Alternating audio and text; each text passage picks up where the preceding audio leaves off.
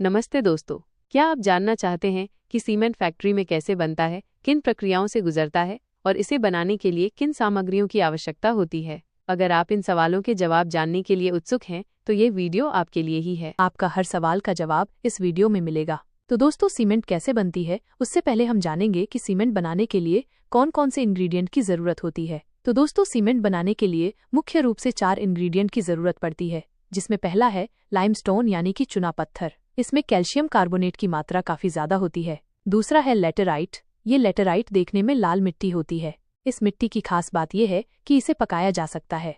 अगला है shell stone. ये शेल स्टोन एक काला पत्थर होता है। अगला आता है रेड मड।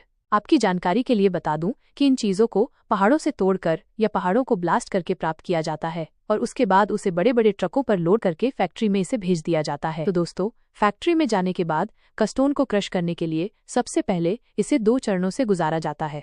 पहला चरण, यहाँ बड़े बड़े पत्थरों को छोटे छोटे टुकड़ों में तोड़ा जाता है। दूसरा चरण, इन छोटे टुकड़ों को और भी बारीक किया जाता है और बारीकी किए हुए टुकड़े को स्टोर कर लिया जाता है मटेरियल स्टोरेज में। उसके बाद रॉ मटेरियल को कन्वेयर बेल्ट से लाइमस्टोन टैंक में इकट्ठा कर लिया जाता है, क्योंकि यहाँ पर और सारे इंग्रेडिएंट को एक निश्चित अनुपात में मिक्स किया जाता है। इसमें 80% लाइमस्टोन एंड 20% क्ले और वाटर के साथ मिक्स करके उसे और बारीकी से पीसा जाता है और उनके बाद इस भट्टी से गुजारा जाता है और इस भट्टी का टेम्परेचर 1400 से 1600 डिग्री तक होता है। जो अब इस भट्टी में ये रॉ मटेरियल अच्छे से पक जाता है तो वो बिल्कुल गर्म लोहे की जैसा लगता है और इस प्रक्रिया को इसलिए किया जाता है ताकि इसकी रासायनिक बॉन्ड टूट जाए और फिर से इसमें एक नया कंपाउंड पैदा हो जाए, जिसमें इसमें एक ईंट को दूसरे ईंट से जोड़ने की ताकत पैदा हो जाती है। भट्टी से निकलने के बाद काफी बारीकी बारीकी टुकड़ों के रूप में निकलता है और इस टुकड़ों को क्लिंगर कहा जाता है और इस सारे टुकड़े यानी क्लिंगर को बड़े से ग्लैंडर में बारीकी बारीकी से पीसा जाता है और साथ ही जिप्सम पाउडर को मिक्स किया जाता है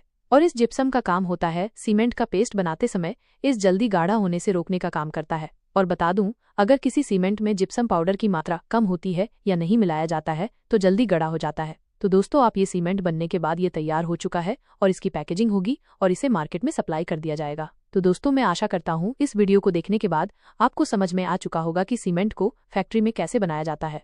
तो दोस्तों, आप लोग मेरा चैनल को सब्सक्राइब करें और इस वीडियो को जितना हो सके उतना शेयर करें। Thank you.